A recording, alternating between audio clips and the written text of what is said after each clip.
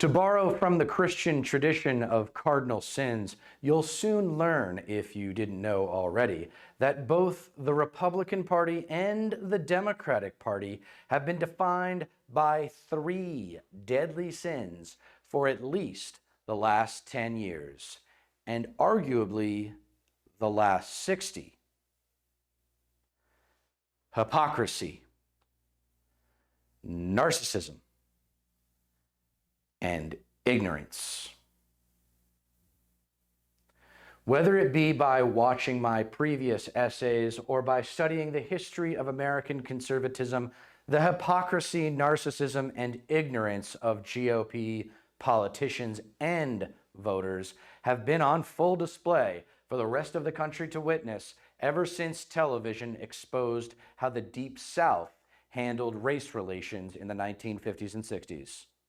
Republicans are hypocrites for obvious reasons. They want to force women to give birth, but won't provide social services for the mother to care for her child after she gives birth. They blame the poor for being poor, actively ignoring the inherent unfairness of our economic system. They hate government, but love cops and soldiers. My personal favorite, they claim to be Christians, but defend President Pedophile. Republicans are narcissists for obvious reasons. They argue America is a Christian nation and regularly invoke American exceptionalism to justify their claim to citizenship as superior to those who aren't native-born white Christians. As I explained in my 3rd essay, we might as well call American exceptionalism American narcissism from now on, because they truly believe America is more theirs than it is yours. Republicans are ignoramuses for obvious reasons, that they continue to vote for a political party that explicitly prioritizes the interests of the rich over the interests of the working class and the working poor, suggests that 99% of Republican voters have no idea what the GOP actually stands for, particularly with respect to economic policy. According to the analysis offered in my essay, The Right-Wing Magic Trick, Republican voters fall for the Fox News-style culture war distraction tactics every time because they simply don't know the history of the Republican Party, much less the history of the nation as a whole. I do not sympathize with them, however, because thanks to the internet, that history is a click away. MAGA trash conservatives choose to be ignorant, making their ignorance the most evil form of ignorance, willful ignorance. That you are even here listening to me indicates that you likely already know all these reasoned truths about conservatism's cardinal sins. But what you may not know is that the establishment of the Democratic Party has also been committing these same sins for at least the last 10 years, arguably the last 30 or even 60 years.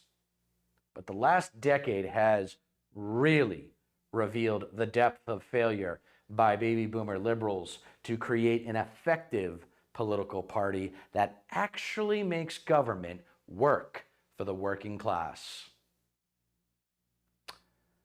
Part of the problem with Baby Boomer liberals is that, as a future essay will delineate, there is no liberal anymore, not in the traditional sense anyway.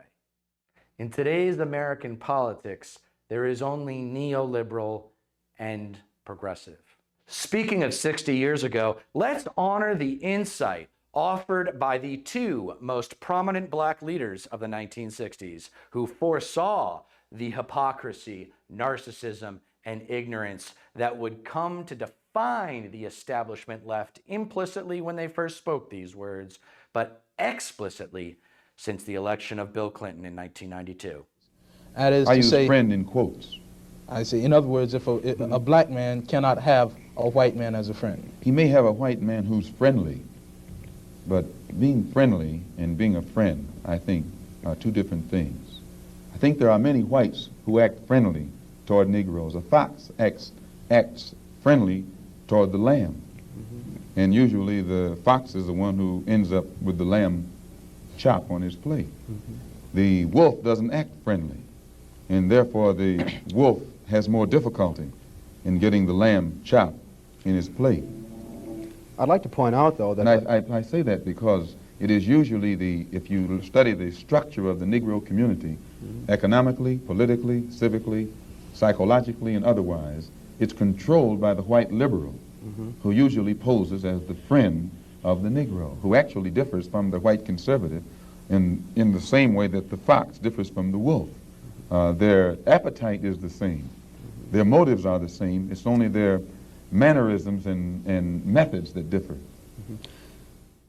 In 1963, the fearless Malcolm X spoke the following truth about American culture and society that still rings true today if you replace the expired word for Black American in the 1960s with Black citizen. The white conservatives aren't friends of the Black citizen either, but they at least don't try to hide it. They are like wolves. They show their teeth in a snarl that keeps the Black citizen always aware of where he stands with them. But the white liberals are foxes who also show their teeth to the Black citizen, but pretend that they are smiling.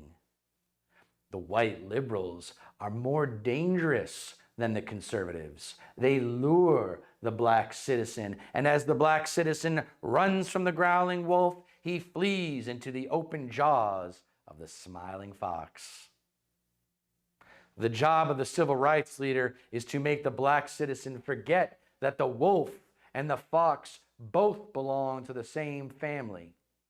Both are canines, and no matter which one of them the Black citizen places his trust in, he never ends up in the White House, but always in the doghouse. X's metaphor of white liberals being political foxes that only act as if they care about the marginalized, when in truth they only care about looking like they care, exposed the hypocrisy of white liberals in the 1960s that still lives within the culture of today's Democratic Party. X's creative communication offered profound insight, not only because the wolf versus fox metaphor worked so well to describe both conservatives and liberals of his time, but because it is still, to this day, a fair characterization of conservatives and white liberals. While X merits the credit for saying it first, his criticism of these types of white people was not unique then, nor is it today within the progressive left. In recent years, I've come to see that these are often the people who stand in the way of progress because they are committed only in a lukewarm manner. And every time you move to try to solve the problem, they will respond by saying, you're moving too fast, you ought to cool off, you should put on brakes. And they end up more devoted to order than to justice, and are more devoted to maintaining a sort of negative peace, which is merely the absence of tension, than gaining a positive peace, which is the presence of justice. And they can always say to you that you should wait for a more convenient season. And I've come to see that these are the people that often stand in the way because they get close enough to you to at least discuss your plans, and they become friendly enough to talk with you. You at least have dialogue with them. But they want to stand in the way of every move forward. And this has been my disappointment. I think at times it is better to have outright rejection and misunderstanding from people of ill will than to have lukewarm acceptance from people of goodwill. It is better to have absolute misunderstanding from people of ill will than to have partial understanding from people of goodwill. And this is what we're seeing every day in our struggle in the South, that many of the moderates of the white South and many of them mean well, and I shouldn't only say the South, but the moderates all over, stand in the way of progress because they refuse to understand the problem, and they live by the myth of time, failing to realize that time will not solve the problem. And there's a danger that the moderate will live by this myth, believing that if you just leave things alone and not push too much, time will solve the problem. And it has always been my contention that this is an invalid view, because it goes out with the idea that that is something in the very nature and structure of time that will miraculously solve all problems. And time really is neutral. It can be used either constructively or destructively. Notice that X said white liberal, while MLK said white moderate. Neither say progressive, and both advocate for structural as opposed to incremental change, because they believe our societal system actively discriminates against their people. Ergo, we need an entirely new system. I have no doubt that both of these leaders and their followers found many reasons to suspect white liberals and moderates of undermining their movement's efforts. The most obvious reason to this progressive wasp, however, has to do with the flow of power in any organization or institution in America. Because of their majority status within the Democratic Party, white liberals will always be more likely to accept incremental change than their progressive political allies, or even just their political allies of color. Put more simply, white liberals and moderates, insofar as those are two different things, will always encourage minorities or other marginalized groups to settle for less than what they deserve. Why? Because we are all prisoners of our own personal experience. And both white liberals of the 1960s and white liberals of the 2020s do not appreciate how far we have to go as a nation before our society can truly describe itself as equitable. Nor do they understand how we achieve that status. If we really believe that the law of the land, the Supreme Court, and other so-called judicial bodies were for real when they talked about integration, we would integrate. And knowing that the law was on our side, and any effort we made to demonstrate toward integration, why, we would know the law should be on our side, if it's the law of the land. If it is the law of the land, then the demonstrators are within the law, and the discriminators are against the law. But to show you the hypocrisy of the law, when Negroes demonstrate for integration, instead of arresting the discriminators, the law arrests the demonstrators. So this is a foolish move on the part of Negroes. And when you foolishly get yourself involved with an enemy, then whatever comes upon you, that's your business. In response to a question about integration, X counters a popular conservative cliche: we are a nation of laws. To which I and other cognizant citizens say, sure, but who writes the laws? More often than not, it's a corrupt politician or politicians. X's proof of criticism in this 1963 interview is the same as progressives' criticisms of today's establishment left. If the laws were fair and just, demonstrators wouldn't be being arrested and in some cases killed. X's public sentiments on the hypocrisy of democracy, at the time defined by white liberals, constitute one of the bigger differences between X's movement and MLK's.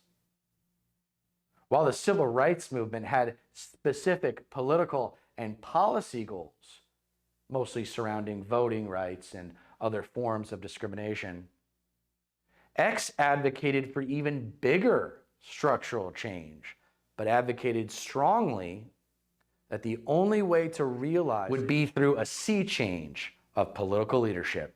The police the same way. They put their club upside your head and then turn around and accuse you of attacking them. Every case of police brutality against a Negro follows the same pattern. They attack you, bust you all upside your mouth, and then take you to court and charge you with assault. What kind of democracy is that? What kind of freedom is that? What kind of social or political system is it when a black man has no voice in court, has nothing on his side other than what the white man chooses to give him? My brothers and sisters, we have to put a stop to this, and it will never be stopped until we stop it ourselves. They attack the victim, and then the criminal who attacked the victim accuses the victim of attacking him. Yes, sir. This is American justice. Yes, sir. That's right. This is American democracy. Yes, and those of you who are familiar with it, yes, know that in America, democracy is hypocrisy. Right. Now, unfortunately for X and his message, the white liberal culture he warned about overtook the Democratic Party over the next 3 decades. And in the case of Bill Clinton, our country's first baby boomer president, that white liberal hypocrisy would actually devolve all the way into white liberal antagonism toward Black America. Ever since Bill Clinton redefined liberalism in his own image in the 1990s by playing into conservatism's war on drugs with his racist crime bill, also known as the 1994 Violent Crime Control and Law Enforcement Act, the white liberals X warned America about have not only fallen short of their generation's commitment to social justice, but during the Clinton years, white liberals took this country in reverse with respect to improving race relations in America. Not only did X successfully identify hypocrisy as the ethical dilemma of white liberalism in the 1960s that held his and other movements back from greater success, X implicitly identified my second deadly sin of today's political parties, narcissism. Now, whenever it takes a stoppage of something that's going to affect the white man, you find the white liberal absent. But when it involves something that primarily will affect the best interests of black people and black people only, then that white liberal is present. Herbert Hill is the labor secretary for the NAACP. Mm-hmm. And if he was interested in black people, he would prepare a black man with the type of knowledge and understanding of the labor troubles involving black people that would enable a black man to sit in the same position as Secretary of Labor or Labor Secretary in the NAACP. I'm suspicious of whites who join Negroes and always have to be in the lead, who always have to be the head, who always have to be at the top in Negro organizations. Those whites who really have the interest of blacks at heart, let them give some advice to some Negroes and stand on the sideline. But don't join the organization and then get at the head of it and pose as a friend of Negroes. Well, as mentioned, many white liberals of the 1960s only showed up to civil rights protests so they could feel better about themselves, not because they actually cared about the cause. And many also felt entitled to leadership positions within organizations. Not only did and does white liberal narcissism corrupt the functionality of civil rights organizations, but it also undermined the very goal of civil rights activism, according to X. The Honorable Elijah Muhammad doesn't teach us to associate equality with whites. Equality has nothing to do with whites. We don't want to be equal with the white man. He's not the criteria or yardstick by which equality is measured. He's not in a position to tell us we are equal. It's not his right. It's not his to do.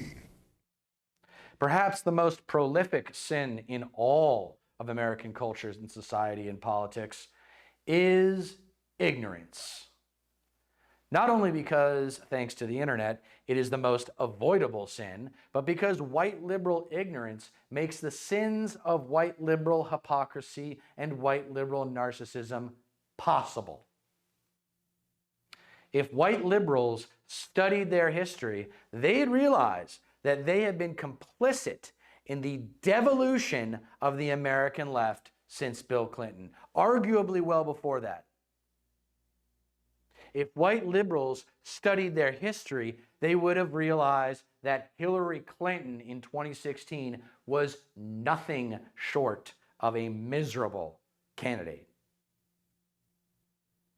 If white liberals studied today's Democratic Party politicians with even the most basic level of analysis, they'd realize that market forces have corrupted the integrity of the system so much that an entire generation of Democratic Party officials need to be replaced.